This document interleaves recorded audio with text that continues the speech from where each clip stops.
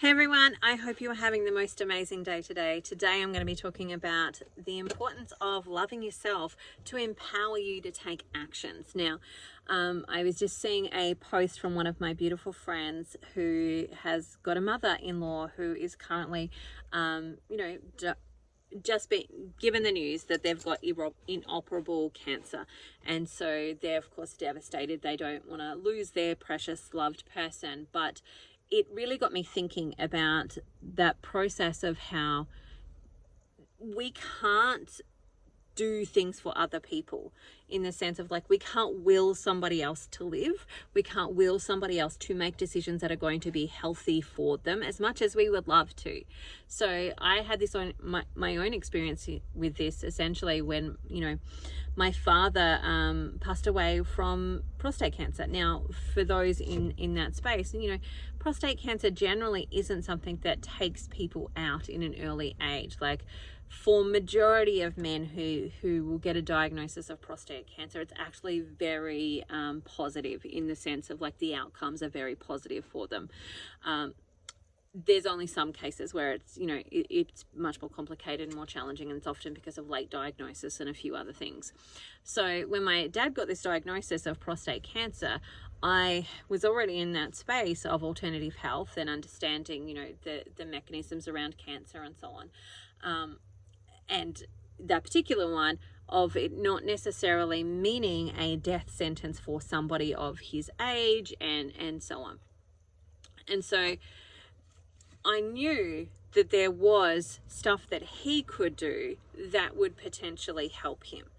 However, he didn't want to do those things. And it's always the case whenever I'm working with a client that is in that space of oncology, of asking them, what do you actually want to achieve here? What do you actually want? Because you will be surprised that when I do ask that question, not everybody's answer is life. That is not everybody's answer. And as a practitioner, my job is to respect and honor the client's goals and wishes, and to help them achieve those things. And so sometimes that answer is, I want as much life as I possibly can, and for as long as I possibly can have it.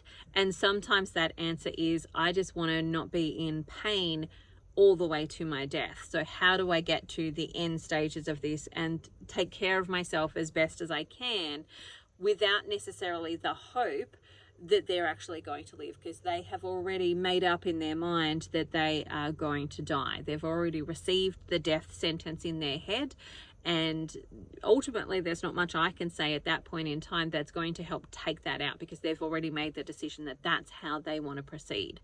And so my dad was in that space. My dad was in the space of that, he was depressed before he got this diagnosis, and then he got his diagnosis, and it was kind of like, for me as a child of his, it was almost like death by cancer or suicide by cancer. And at that point in time, all I can do is be there for him. All I can do, there is no point in that relationship at that point in time, at that stage, and with the decisions that he made for himself, there was no point me going, have you heard about this? Have you tried this? Have you done this? Because all I would be doing at that point would be ostracizing the relationship and losing out. I would have lost the last days of his life, and he would have lost time with, my babies and so on in those last days as well. And so essentially what I'm getting to is that no one can will you to live. No one can will you to do the things that you need to do, and you can't will that to somebody else. Other than, say, a parent to a child, you can't do that with somebody else. Like, even your loved one, your partner, your husband, your sister, your brother, your best friend may be struggling with health, and you've done some things that have absolutely revolutionized your health, and you want them to feel the same. You can't make them do it. You can promote it, you can encourage it, you can lead by example, but you can't make them do it. And that for me is where, when I'm looking at this, that is in the whole scheme of getting to that place of actually doing the work for yourself, first requires you to have a desire to do it. And that desire comes from first, you know, that space of recognizing that you are valuable, that you are worthy, that you are lovable, that you are enough, and that you have value and you're worth doing the work for. So I put up a post today on my Facebook page. If you're not over there, it's basically just Christina Mathewson Naturopath. That's where you'll find me on all the socials, Christina Mathewson Naturopath. And so I put up a post that was essentially talking about, like, it was basically, you deserve the cake. It's been a really hard day. You deserve the cake. And that was an experience that I went through in the end of last year at Christmas time. I went through the experience of our van broke down. And I had burnt the motor out. I had no idea what was going to happen. It was the 23rd of December, and essentially I was there 2 days before Christmas without any presents, without any food for Christmas. Like, there was no special dinner or anything like that we were going to do because our car broke down. I couldn't get anywhere, and I had to use the money that I did have to actually get the van towed to somewhere where maybe we could figure out what was going wrong with it and we could try and fix it. Anyway, so that meant that I was sitting there feeling a failure. Like, I remember it distinctly, just going, this is the year. This is the year that I fail.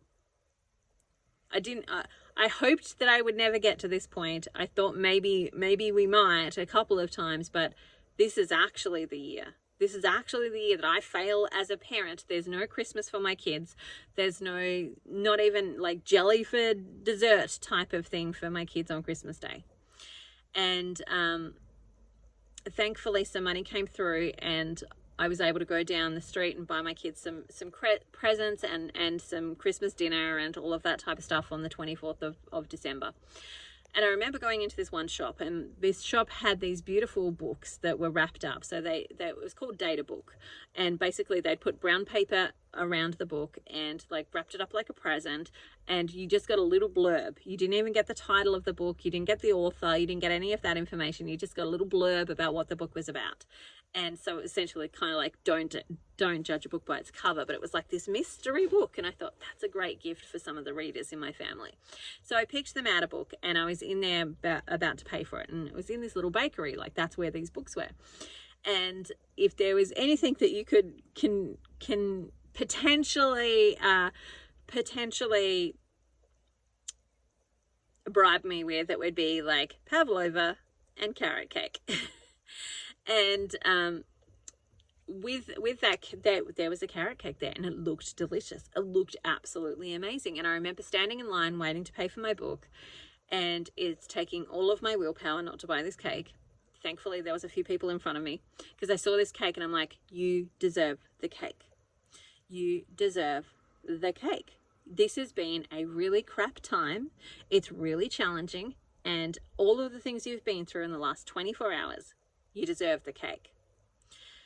And within a moment, because there was somebody in front of me, I had the opportunity to delay purchasing the cake.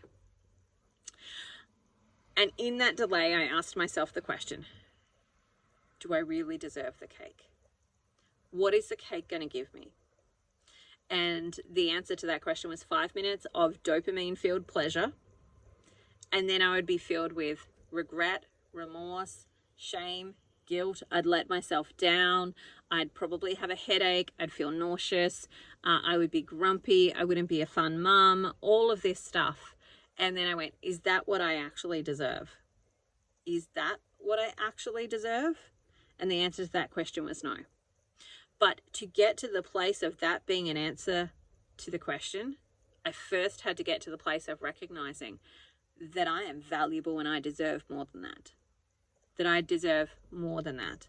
Because if I didn't believe that I deserved more than that, then heck yes, I would just make the insides match the outsides. Like, I'm feeling crap. I'm just gonna make myself feel crap actually physically, not just emotionally, by eating this cake. And I would have brought myself into alignment of my feelings of feeling crap also being my physical body feeling crap too. And I chose to say, no, I deserve something better. But I couldn't get to that place if I didn't value myself. And so when it comes to being able to take aligned action for yourself, one of the key elements is to actually first believe that you are worthy and to give yourself the love. Now, I talk about this a lot when I'm on different platforms and different stages and in different communication spaces, because for me, one of the things that I had to do for myself in the very beginning of my whole journey of transforming not only my mind, but then into my body, one of the things that I had to do for myself was recognize that I'm a freaking awesome human being, that I am freaking awesome. And it's actually a privilege to spend time with me. Like, it really is a privilege to spend time with me. It's a privilege to spend time with you too. And you watching this YouTube video and you being present here, that's a privilege for me. It's a privilege that you've allowed me into your space, that you allow my voice to come into your home and into your heart. It's actually a privilege.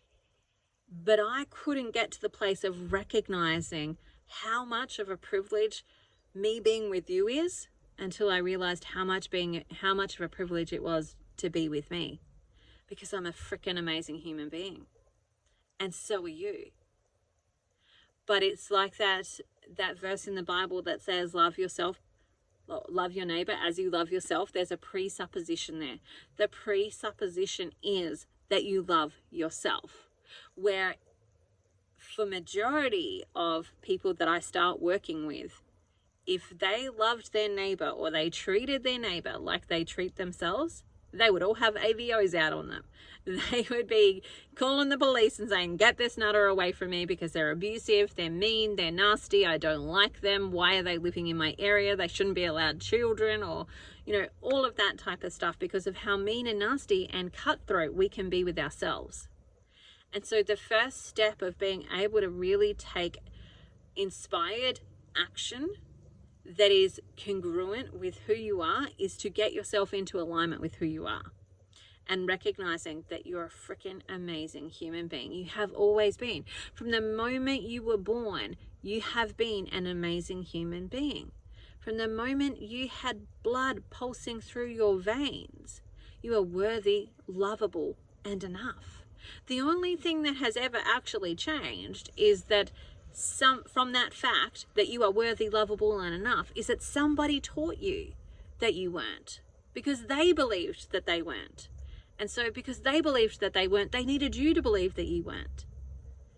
And the only thing that's changed is that they taught you that and you believed it as if it was the truth. And so therefore you create a self-fulfilling prophecy. If you believe you're not worthy, you're not lovable, you're not enough, then you walk out a life that is one that's not worthy, one that's not lovable, one that's not enough.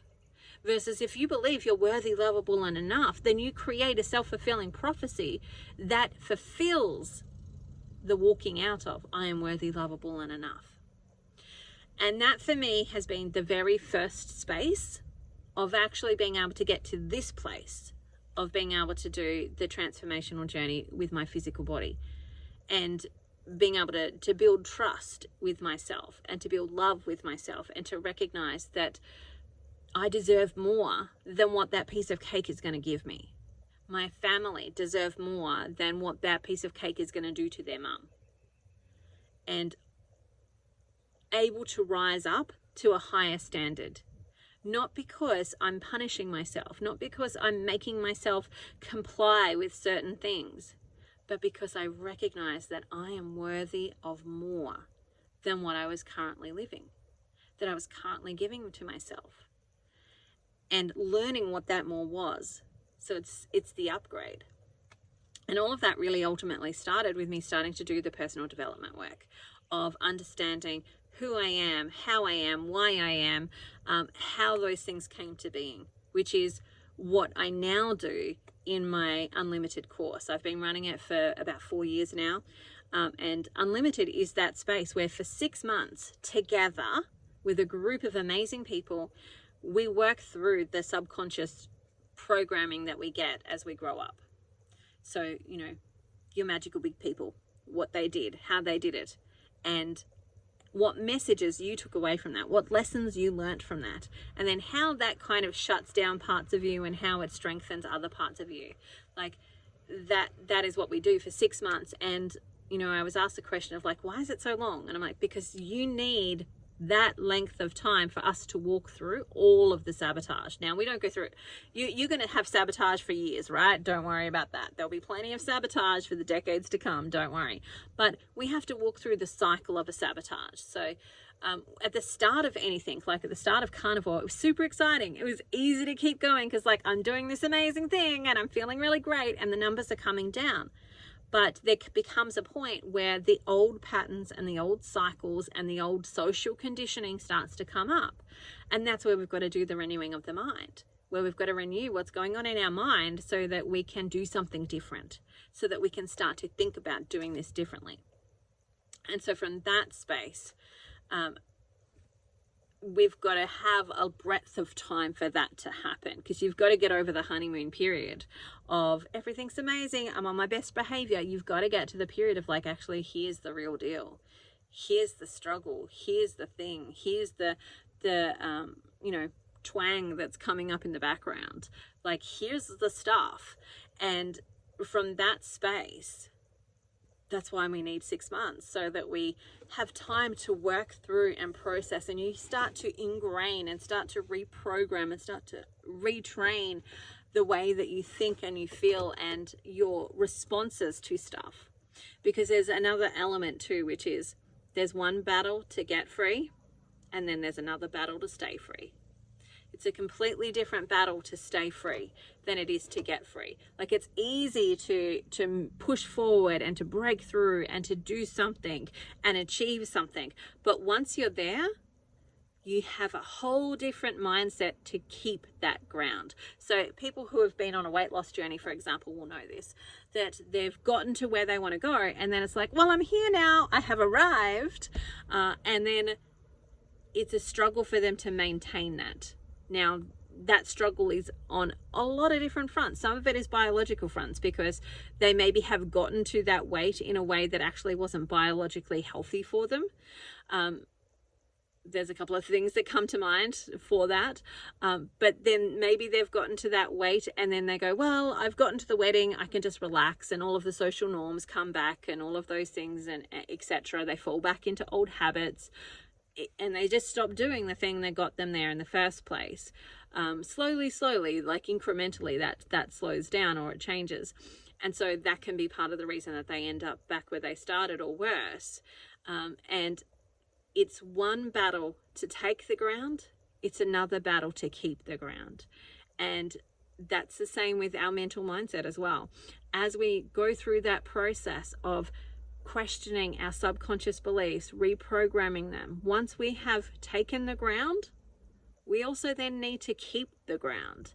And that's another battle entirely to actually do that, which is one of the reasons that if you are in any of my programs, you generally are in it for life. So I'll, run it, and then whenever I'm running it again, you get to join back in without any extra cost. So currently, those who have done Unlimited with me, some of those people will jump back into the next round of Unlimited and do that again with me, because they recognize that by doing the work over and over again, you actually get to take more ground, but you also get to see how far you've come, and you get to look at it from a slightly different angle now that you've done some of that work, that you can see where you need to work to keep that ground and to keep challenging some of those beliefs that keep coming up that don't serve you, that aren't actually the truth, and so on.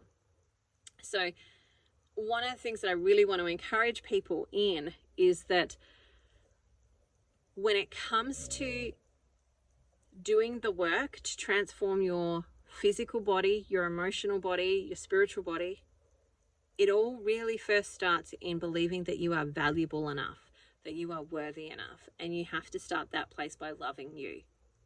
And you can't truly, fully, authentically love somebody else to the depths of your soul until you fully, truly love yourself. And that's what Unlimited is about. It's becoming unlimited in your capacity for love for yourself, thus love for others, and really reconnecting with who you actually are at your core, in your blueprint of who you are, and becoming flexible becoming behaviorally flexible, love flexible, being able to receive things as they were intended versus how you expect them to be delivered. All right, that's it for me today. I hope you have the most amazing day ever, and I'm going to talk to you again soon. Bye for now. Remember to like and subscribe, share. It really helps me out, and I will look forward to seeing you again soon. Bye for now. See you later.